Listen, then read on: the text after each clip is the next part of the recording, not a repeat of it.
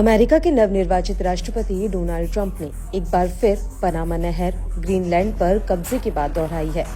Canada को America के 51वें राज्य में शामिल होने के रुख के बीच एक बार फिर ट्रंप ने कहा है कि वह इन दोनों क्षेत्रों पर नियंत्रण करने के लिए सैन्य बल का इस्तेमाल करने से इनकार नहीं करेंगे।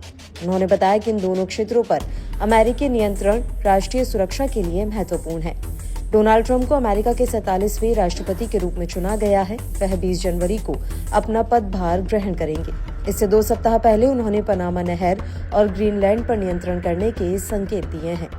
गौरतलब है कि ट्रंप के अमेरिका के राष्ट्रपति पद ग्रहण करने से पहले उनके बेटे ट्रंप जूनियर और सहयोगियों का एक प्रतिनिधिमंडल ग्रीनलैंड पहुंचा है।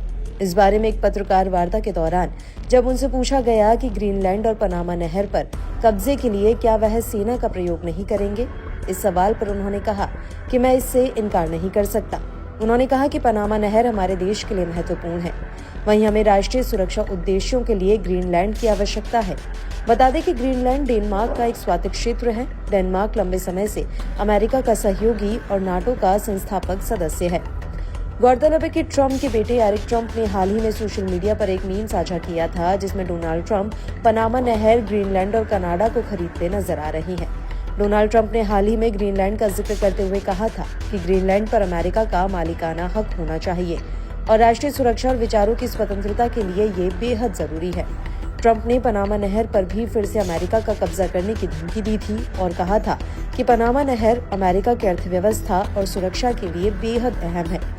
गौरतलब है कि चीन पनामा नहर पर अपनी मौजूदगी को लगातार बढ़ा रहा है, जो अमेरिका के लिए खतरे की घंटी है।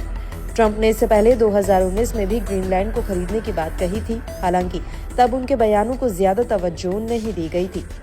उधर चीन की ही एक कंपनी ने पनामा के अटलांटिक महासागर की तरफ से सबसे बड़े बंदरगाह का नियंत्रण भी साल 2016 में खरीद लिया था। चीन की ही एक कंपनी पनामा नहर पर एक पुल का भी निर्माण कर रही है। इनके अलावा भी चीन की विभिन्न कंपनियां पनामा में बुनियादी ढांचे के विकास कार्यों में लगी हैं। यही वजह है कि पनामा में चीन के दिनों दिन बढ़ते प्रभाव से अमेरिका परेशान है और अब ट्रंप ने खुलेआम पनामा की सरकार को धमकी दे दी है कि वे पनामा नहर का प्रबंधन 1999 से पहले की तरह फिर से अपने हाथ में ले सकते हैं।